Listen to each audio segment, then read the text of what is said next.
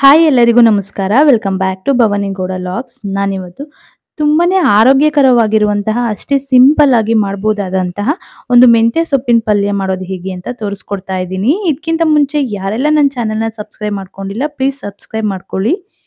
ಈ ಮೆಂತ್ಯ ಸೊಪ್ಪಿನ ಪಲ್ಯಕ್ಕೆ ಬೇಕಾಗಿರುವಂತಹ ಇಂಗ್ರೀಡಿಯೆಂಟ್ಸ್ನ ನೋಡ್ಕೊಂಬರೋಣ. ನಾನಿಲ್ಲಿ ಒಂದು 2 ಮೀಡಿಯಂ ಸೈಜ್ ಈರುಳ್ಳಿನ ತಗೊಂಡಿದ್ದೀನಿ. ಹಾಗೆ ಒಂದು ಟೊಮೆಟೊನ ಈ ಥರ ಸಣ್ಣದಾಗಿ ಕಟ್ ಮಾಡಿ ಇಟ್ಕೊಂಡಿದ್ದೀನಿ. ಸ್ವಲ್ಪ ಕಾಯಿ ತುರಿ ತಗೊಂಡಿದ್ದೀನಿ.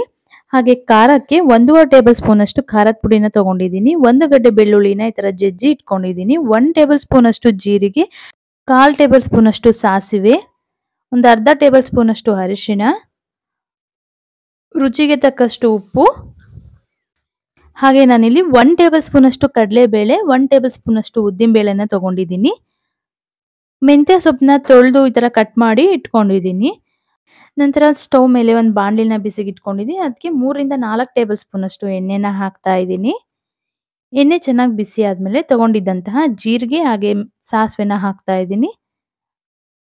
ಹಾಗೆ ಇದ್ರ ಜೊತೆ ಕಡಲೆಬೇಳೆ, ಉದ್ದಿನಬೇಳೆ ಕೂಡ ಹಾಕ್ತಾ ಇದ್ದೀನಿ. ಲೈಟ್ ಆಗಿ ಗೋಲ್ಡನ್ ಕಲರ್ ಬರೋವರೆಗೂ ಸ್ವಲ್ಪ ಫ್ರೈ ಮಾಡ್ಕೋಬೇಕಾಗುತ್ತೆ. ಇಷ್ಟಾದ್ರೆ ಸಾಕಾಗುತ್ತೆ. ಇವಾಗ ನಾನಿಲ್ಲಿ ಇದಕ್ಕೆ ಕಟ್ ಮಾಡಿಟ್ಟಿರುವಂತಹ ಈರುಳ್ಳಿನ ಹಾಕ್ತಾ ಇದ್ದೀನಿ.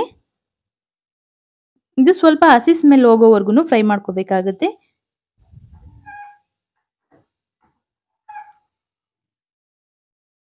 ಈರುಳ್ಳಿ ಸ್ವಲ್ಪ ಫ್ರೈ ಆದ್ಮೇಲೆ ಇದಕ್ಕೆ ಬೆಳ್ಳುಳ್ಳಿನ ಹಾಕೊಂಡು ಫ್ರೈ ಮಾಡ್ಕೋತಾ ಇದ್ದೀನಿ. ಈ ಮೆಂತ್ಯ ಸೊಪ್ಪಲ್ಲಿ ತುಂಬಾನೇ ಪೌಷ್ಟಿಕಾಂಶಗಳಿರುತ್ತೆ. ಇದು ಕಣ್ಣಿಗೆ, ತಲೆ ಕೂದಲಿಗೆ ತುಂಬಾನೇ ಒಳ್ಳೆಯದು. ಇದನ್ನ ನೀವು ರೊಟ್ಟಿ, ಚಪಾತಿ ಅಥವಾ ಅನ್ನದ ಜೊತೆ ಬೇಕಾದ್ರೂ ತಿನ್ಬೋದು. ತುಂಬಾನೇ ಚೆನ್ನಾಗಿರುತ್ತೆ ಈ ಪಲ್ಯ. ಹಾಗೆ ಇದು ಸ್ವಲ್ಪ ಫ್ರೈ ಆದ್ಮೇಲೆ ಇದಕ್ಕೆ ಕಟ್ ಮಾಡಿ ಇಟ್ಕೊಂಡಿರುವಂತಹ ಟೊಮೆಟೊನ ಹಾಕೊಂಡು ಅದನ್ನು ಕೂಡ ಸ್ವಲ್ಪ ಫ್ರೈ ಮಾಡ್ಕೋಬೇಕಾಗತ್ತೆ.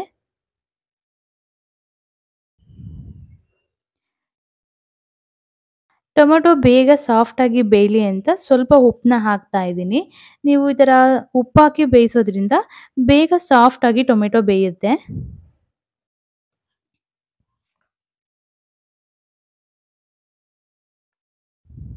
ಇದಿವಾಗ ಫ್ರೈ ಆಗಿದೆ. ಇದಕ್ಕೆ ನಾನಿಲ್ಲಿ ಒಂದು ಅರ್ಧ ಟೇಬಲ್ ಸ್ಪೂನ್ ಅಷ್ಟು ಅರಿಶಿಣನ ಹಾಕ್ತಾ ಇದ್ದೀನಿ. ಈ ಪಲ್ಯನ ಮಾಡೋಕ್ಕೆ ತುಂಬಾ ಸಮಯ ತಗೊಳ್ಳಲ್ಲ. ಬೇಗನೆ ತುಂಬಾ ಈಸಿಯಾಗಿ ಪಲ್ಯನ ರೆಡಿ ಮಾಡ್ಕೋಬಹುದು. ನಂತರ ನಾನಿಲ್ಲಿ ಇದಕ್ಕೆ ಖಾರದ ಪುಡಿನ ಹಾಕ್ತಾ ಇದ್ದೀನಿ.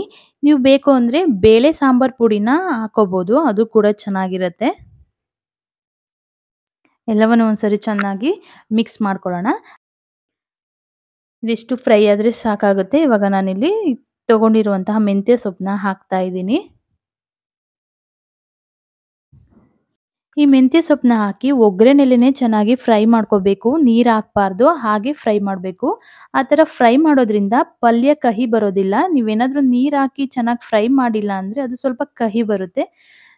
ಆದ್ದರಿಂದ ನೀರು ಹಾಕ್ತೇನೆ ಮೊದಲು ಒಗ್ಗರಣೆಲೇನೆ ಚೆನ್ನಾಗಿ ಫ್ರೈ ಮಾಡ್ಕೊಳ್ಳಿ. ಇವಾಗ ಚೆನ್ನಾಗಿ ಸೊಪ್ಪೆಲ್ಲ ಫ್ರೈ ಆಗಿದೆ. ಇವಾಗ ನಾನಿಲ್ಲಿ ಇದಕ್ಕೆ ಒಂದು ಸಣ್ಣ ಗ್ಲಾಸಲ್ಲಿ ಒಂದು ಅರ್ಧ ಗ್ಲಾಸ್ ಅಷ್ಟು ನೀರನ್ನ ಹಾಕ್ತಾ ಇದ್ದೀನಿ.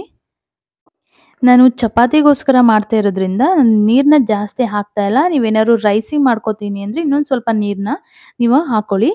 ನಂತರ ಒಂದು ಮುಚ್ಚಳ ಮುಚ್ಚಿ ಒಂದು 5 ರಿಂದ 6 ನಿಮಿಷ ಚೆನ್ನಾಗಿ ಬೇಯಿಸ್ಕೋಬೇಕಾಗತ್ತೆ. ಇವಾಗ ಪಲ್ಯ ಬೆಂದಿದೆ. ನಾನಿಲ್ಲೀಗ ಉಪ್ಪನ್ನ ಹಾಕ್ತಾ ಇಲ್ಲ. ಒಗ್ಗರಣೆಗೆ ಉಪ್ಪು ಹಾಕಿದ್ನಲ್ಲ ಅದೇ ಕರೆಕ್ಟ್ ಆಗಿದೆ. ನೀವು ಬೇಕು ಅಂದರೆ ರುಚಿ ನೋಡಿ ಮತ್ತೆ ಬೇಕಾದರೆ ಉಪ್ಪನ್ನ ಹಾಕೊಳ್ಳಿ. ಕೊನೆಯಲ್ಲಿ ನಾನಿಲ್ಲಿ ಇದಕ್ಕೆ ಸ್ವಲ್ಪ ತೆಂಗಿನ ತುರಿ ತೊಗೊಂಡಿದ್ನಲ್ಲ ಅದನ್ನ ಹಾಕ್ತಾ ಇದ್ದೀನಿ. ತೆಂಗಿನ ತುರಿನ ಹಾಕಿ ಒಂದ್ಸರಿ ಚೆನ್ನಾಗಿ ಮಿಕ್ಸ್ ಮಾಡಿ ಒಂದು 2 ನಿಮಿಷ ಚೆನ್ನಾಗಿ ಬೇಯಿಸ್ಕೋಬೇಕಾಗತ್ತೆ. ಯಾರಿಗಾದ್ರೂ ತಲೆ ಕೂದಲು ತುಂಬಾ ಉದುರುತ್ತಾ ಇದೆ, ತಲೆಯಲ್ಲಿ ತುಂಬಾ ಡ್ಯಾಂಡ್ರಫ್ ಆಗ್ತಾ ಇದೆ ಅಂದರೆ ವಾರಕ್ಕೆ ಒಂದ್ಸರಿನಾದ್ರೂ ಈ ಸೊಪ್ಪನ್ನ ನುಣ್ಣಗೆ ರುಬ್ಬಿ ಹಚ್ಚೋದ್ರಿಂದ ಅದು ಕಮ್ಮಿ ಆಗ್ತಾ ಬರುತ್ತೆ. ಚಪಾತಿ, ರೊಟ್ಟಿ, ಅನ್ನ ಎಲ್ಲದಕ್ಕೂ ಸೂಟ್ ಆಗುವಂತಹ ಒಂದು ಮೆಂತ್ಯ ಸೊಪ್ಪಿನ ಪಲ್ಯ ರೆಡಿ ಆಗಿದೆ. ನೋಡಿದ್ರಲ್ಲ ಫ್ರೆಂಡ್ಸ್, ಎಷ್ಟು ಈಸಿಯಾಗಿ ಒಂದು ಹೆಲ್ದಿ ಆಗಿರುವಂತಹ ಸೊಪ್ಪಿನ ಪಲ್ಯ ಮಾಡ್ಕೋಬಹುದು ಅಂತ. ಈ ರೆಸಿಪಿನ ನೀವು ಒಂದ್ಸರಿ ಟ್ರೈ ಮಾಡಿ ಹೇಗಿತ್ತು ಅಂತ ನನಗೆ ಕಮೆಂಟ್ ಮಾಡಿ ತಿಳಿಸಿ. ಹಾಗೆಯೇ ಇನ್ನೂ ಯಾರೆಲ್ಲ ನನ್ನ ಚಾನೆಲ್ನ ಸಬ್ಸ್ಕ್ರೈಬ್ ಮಾಡ್ಕೊಂಡಿಲ್ಲ ಪ್ಲೀಸ್ ಸಬ್ಸ್ಕ್ರೈಬ್ ಮಾಡ್ಕೊಳ್ಳಿ. ಹಾಗೆಯೇ ಈ ರೆಸಿಪಿ ಯಾರಿಗೆಲ್ಲ ಇಷ್ಟ ಆಯಿತು ಶೇರ್ ಮಾಡಿ, ಲೈಕ್ ಮಾಡಿ, ಕಮೆಂಟ್ ಮಾಡಿ.